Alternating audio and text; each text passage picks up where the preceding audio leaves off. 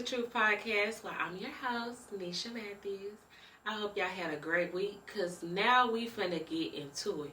We are going to talk about sex, celibacy, and standards, okay? Because I think sometimes we be letting our flesh be pleased more than we set the standards, and then we get the low totem pole, okay? Like, we let the body tell us what, we let that down there tell us what we want, and it's really not what we want, and then we forget about the standards that we have in place. Before we get into it, let's applaud me, because I've been celibate for a year and a half. I started my journey in September of 2023, and we are still hanging on, y'all. Like, woo!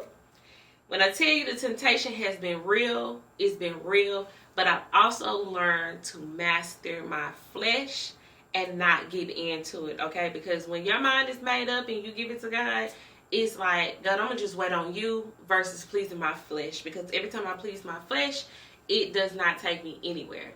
What caused me to go celibate was, y'all know we love a good story time. So let's get into it, okay? I went on a trip in Hawaii. And everybody thought on social media I had a great time on this trip. It was the worst trip ever, y'all. It was the worst trip ever. And I knew better to go on a trip with this dude, because I'm going to be honest, prior before going on the trip, God had told me not to go. But y'all know, we want to be hard-headed, and we quick to say that God not talking to us. He ain't give us no signs and no wonders, and he gave you signs and wonders the whole time, but you still chose to do what you want to do. Okay, so we went to Hawaii, got there, everything was going pretty good. I wanted to go on a self-care trip. Every year I would take a self-care trip just by myself, just to kind of regroup, just take some time away from the kids, from my businesses, so that way I can kind of clear my mind, because y'all know previously before I was hoarding my feelings. I was strong-minded and things like that. So I would take a week off just for me to regroup and just kind of cater to myself. So I'm like, okay, let me invite the guy that I've been talking to. Seems like a nice guy. It was his birthday as well. So I'm like, hey, let's go to Hawaii. Y'all, we get to Hawaii. It starts off cool. And in the process of day one, we go, we hang out. I'm noticing he just kind of recording everything, right? So that was a red flag for me right there. I was just like, okay, he recorded everything. We're not in a relationship, and y'all know, if they not ours, we not finna post it, okay? So, and I'm not finna post no man on my page anyway, okay? So, that's just one thing that I'm gonna keep private to myself. I'm not gonna post my personal life of who I'm with. That's just me. So, when it came time to pay for dinner, y'all, why that man act like he didn't want to come up out his pocket? So, I ain't say nothing. I brushed it off. When it came time to buy another round of drinks, I'm noticing that he's really not coming out of his pocket. So I had to end up asking him, just like, hey, I noticed that since we've been down here, you really haven't spent no money. Like, what's up? Like, where the money on it? What's going on? And he was like, well, you invited me. Yeah. When I tell you I have never felt, I'm not going to say it was, I'm going to say it, I felt played. I was like, come on now. You're too beautiful. You're too smart. You have things going on. You just let an overgrown man tell you that you invited me. That right there tells you his mentality of how he thinks and what his expectation is from women. And from that day, I just had sour taste in my mouth. It gets even worse, okay? The next day, we had outings planned. Again, he really didn't come up off no money on nothing. And I'm just like, never again. When he wanted to have sex with me, I was turned off, because I'm just like, why would I want to have sex with somebody that looks at me as an ATM machine? Like, that's crazy. And that's not me. That's me not having standards, because if you would have paid attention to the red flags in the beginning, you wouldn't be in Hawaii realizing that this individual really only is dating you for the benefits of you. but we let sex get involved and we let temptation control us, that we don't really see the red flags. We ignore everything because they make us feel good. Okay, so the icing on the cake, because you know the cake is almost done cooking, y'all. And I already told you. So far, this trip has been a 1 out of a 10. And I don't know if anybody ever been to Hawaii. Hawaii is a love place. So if you are not in love, you're definitely going to feel the vibes that, yeah, I need to come here with a partner that likes me, that's in love with me, so that way you can feel that experience. So we end up going to the Louis Vuitton store. Normally, when I go out the country, I always get some type of designer from where I go. And I was looking around, but they didn't have my size or whatnot. And he went on upstairs or whatever. So, I'm just like, well, he probably got money to buy his own outfit. He ain't really spent no money on this whole trip. He been kind of penny pinching. He bought a couple of drinks and that was it. So I end up saying I'm ready to go. We go eat. And while we in the car, he's like, yeah, I think I want to go back and pick up what I had saw upstairs. So he's like, you think you can have the driver bring me back? So I'm like, okay, yeah, that's cool. We had the driver bring back. I'm like, I'm going to stay in the car. He like, nah, can you get out the car? I want to show it to you, before I buy it. So I'm just like, I should have followed my first mind, because my first mind was telling me don't get out the car. But I was just like, okay, I'm going to go ahead and get out the car. Y'all, why would I get out the car? He goes upstairs. I still continue to stay downstairs because it's just like that little feeling was telling you like, nah, don't go upstairs. How about he end up calling me saying, hey, where you at? Come see it. I got it. I got it tried on. Yeah, why when I got upstairs, he already had the woman to have it all wrapped up and ready to go, and he wanted it to be paid for. And that right there just blew my mind, and I was furious because at the end of the day, for you, don't get me wrong, and before y'all judge, don't judge me, judge it, okay? Because a lot of y'all done made poor decisions when it came to men, and you want to hide it and make it seem like you have not made poor decisions based off of being vulnerable and based off of having soul ties with sex. Yeah, so let's not do that, all right? But anyway, and I'm the type of person, I struggle with saying no. So instead of me saying no, I just was like, who finna pay for this? And he was like, well, you didn't buy me a birthday gift. And when I tell you, I was on fire.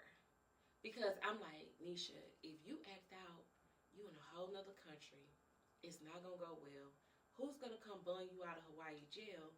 Like, no. And it made me feel like you basically looking for a come up. So no, I don't want to have sex with you. I'm completely turned off by you.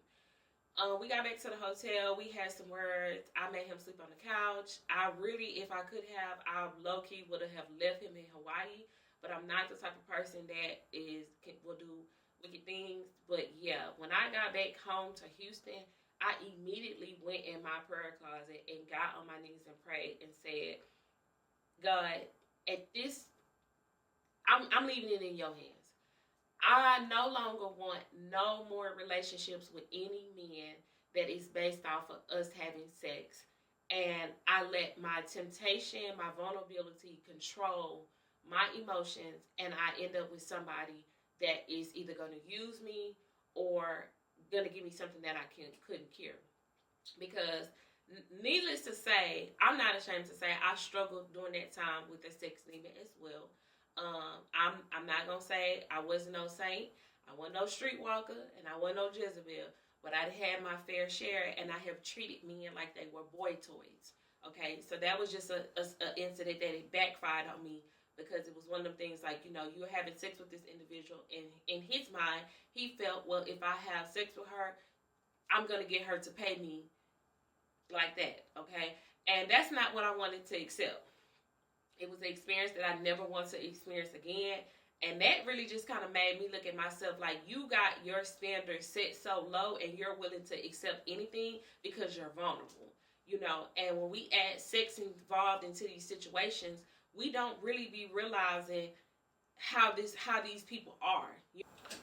And I feel like it teaches us lessons that we have to learn from our past experience around intimacy, being vulnerable, which goes into why sex is deeply vulnerable for women. I feel like us as women, we idolize sex. And what I mean by that is we create emotional and spiritual bonds through sex, whereas a man, they can have sex and there's no ties with it. They don't feel nothing. They just had a good time and it is what it is. Now, they may like how you made them feel, so they will come back and have sex with you again, but they're not think into it. It's a handful of men that actually think deep into it and that will preserve their body for the right woman.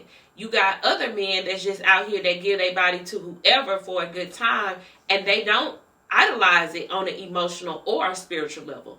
Us women, we create these soul ties, and next thing you know, we in love because he got good, and in all actuality, it's really not love, it's lust, because if you take the sex out of it, would you even like that person? Could you even see yourself with this person for the next 5, 10, 20, 30 years? Because the relationship shouldn't be built off of sex. When things get hard, your mind is not. I know for me, when my money funny, I don't think about having sex. That's the last thing that's on my mind. So I would need to be with a person that can understand that when things are not right, it's not that I'm cheating on you. It's just a simple fact that I'm not idolizing sex right now. That's not a priority to me. Which goes into us having societal double standards. Women, we judge. Let's be real. We can judge, we can overthink, and we put 2 and 2 together, and we make things what we want it to be, okay? And that's not good, okay? Because we're judging the situation versus where the man is just coming in and he's just having fun, He's seen a beautiful lady, y'all connected, and of course it led to y'all having sex. And then you're judging the situation afterwards. Well, oh, he had a one night stand with me and he this, he that. Versus accepting that, hey, you set the standards. You were okay with casual sex. And that's what happened. And now you're looking for a relationship outside of it. Now, I'm not saying that you can go have a one night stand with somebody and you won't never become a wife. That's not what I'm saying, because you do have some relationships where individuals did mess around on the first date and been together for years. Okay? If that worked for them, that worked for them. And then you have some individuals who will look at that and say, I'm not going to be that type of person who I want to mess around on the first date.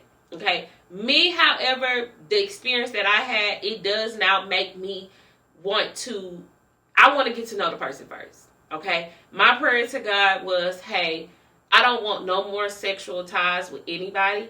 I want that person to actually get to know me. I get to know them. We understand each other. And then we create that type of intimacy, that emotional, spiritual intimacy. And I think that we should value emotional, spiritual intimacy versus physical sex. Because in my opinion, I feel like emotional, spiritual intimacy is way better than physical sex, because once you have my mind and I trust you, you got everything else. So the connection is going to be on fire. Like, it's going to be unmatched versus that thrill of just sleeping with somebody and I don't really know you. Because we also have to keep in mind that when we are having intimacy, we're opening up the door for their spirits to come inside of us. Okay? That's another conversation we'll talk about on another day. But I feel like that goes into sex being mistaken for a real connection. Because when all the cards are put on the table, what do you know about this person? What connection do y'all really have besides y'all had a fun night? You know, I feel like intimacy starts with a trust connection. You know, it's almost like that barrier. A lot of women have trust issues, whether it's trauma from a childhood, trauma from adulthood. Some women cannot wrap their head around having an emotional connection while having intimacy because of what happened to them as a child. But imagine if a man would come in and make her feel safe. If he gave her that emotional safety bond, she will have intimacy with him on a different level. It won't feel like she's being pressured or forced to do that, you know? And that goes into saying, well, would you rather that emotional, spiritual intimacy, or would you just rather physical sex? Me, I would take the emotional, spiritual intimacy on another level, because when God is involved in ordaining your kingdom spouse, that's a whole different ball game. And I'm here to tell you, my journey has been up and down. It's been a roller coaster. But I am thankful that I got to experience going on that journey and understanding and waiting for God to deliver versus what I had going on. Because I'm going to be honest with you. The men that I had sex with, it was no real connection at all.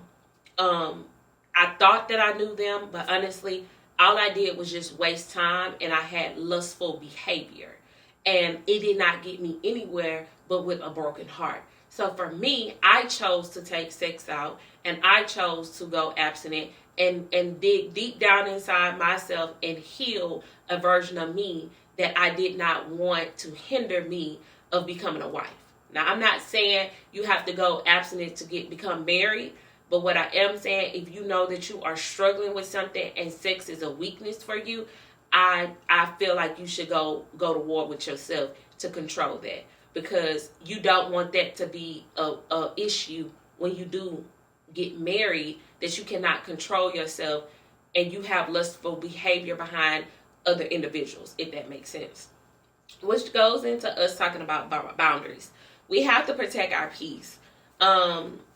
Boundaries with the emotional health when it comes to dating men, we have to, I was told that you have to be intentional about dating. And what that means is, who cares if they say, well, hey, you coming off too strong. If you know off the muscle you want to be a wife, say, I am dating with intention to become a wife. Not saying we have to get married today or tomorrow, but letting them know. I'm going to give y'all another thing. I noticed that when I was telling men that I just wanted to have fun, they took that and ran with it. Like, oh, she just want to have fun. And then later on, 6-7 months after we have been messing around consistently, I'm like, okay, well, when are we going to settle down? Well, you told me 6-7 months ago you just wanted to have fun. So now here we are. We have gotten ourselves in another situationship because we didn't have no boundary set. We went into this saying that we just wanted to have fun. And now I have a casual partner that is a situationship. We have sex weekly, every other day, or whatever the case is. But it's no real commitment. It's no real title coming behind it. I'm just wasting my time. For what? To please my flesh? And I'm not saying no sin is greater than another. I just rather that one not be something that I continue to waste my time with, because I'm giving up my body, and 9 times out of 10, I'm not even pleased with the way you please me. Let's just be real. And once I realized that I had to set the boundaries and I had to communicate effectively of what I wanted and be intentional about dating, it goes into our next topic of celibacy being an empowerment. It changed my whole thinking process. Like, now I can identify that, no, if we're going to date, we're going to date. We don't have to have sex involved. That just what works for me, okay? It helped me claim my clarity back and my self-worth, because I also was able to weave out the different type of men. So if those men was not on nothing serious, I can identify that you just want to come around just to have sex. But this man, you actually want to date me. And so far it works for me, okay? I was able to hear and understand clearly without having any type of lustful Jezebel spirit around me. And I use my discernment, and I'm not saying that I'm not going to come out of celibacy, because I am eventually. However, that was just a promise that I made to myself and I made to God, that I did not want to be punished, or I did not want to not protect myself, because I know what I'm deserving of, and I know what I want, and I'm not gonna let anybody utilize sex as a bait to get what they want out of me, if that makes sense. I feel like celibacy, a lot of people say celibacy is a punishment, but honestly, it's protection. If you can control your flesh, you can control anything. I'm going to be real. Individuals are not going to the doctor. They're not telling you what they got going on. So you're really protecting yourself from something, from a demon that you're not going to be able to get rid of, or from something you're not going to be able to cure. I feel once you find that right person and y'all communicate effectively, then build that relationship and have that intimacy that you desire. And I'm going to be real with you. Once you gain confidence in knowing that you're celibate, the right person will respect your standards, okay? I was able to find somebody that respected my standards, and I was able to get along with him. We have our up and downs, but I'm able to learn him and understand him, and he's able to learn me and understand me, and we have built trust. And when we're ready for it, we're going to go into it. However, that worked for me. I know what I prayed and I asked God for, and I did not want a relationship built off of sex, which goes into me raising the standards without shame. I'm not ashamed to say what I went through, and I'm not ashamed to say I'm raising the standards, and for me, it was cutting off sex. I encourage women not to have guilt if you want to take sex out of the relationship. If you want to just casually go have a drink with somebody, you don't have to feel pressured to have intimacy with an individual to want to become a wife or want to become a girlfriend. You can actually date without including celibacy in it. And I'm going to tell y'all, I respect a man who is not bed hopping. Okay? I can respect a man who's not bed hopping. Because I feel like when they are bed hopping, they bed hopping with whoever, and whoever allowed them to come in, they gonna let them come in. And it goes to saying that you don't have to settle to find love. Okay. I used to didn't think the saying is you'll know when the person is right. Because I felt like I was going through a stage of dating where everybody was the same. Everybody was the same. But that's not true.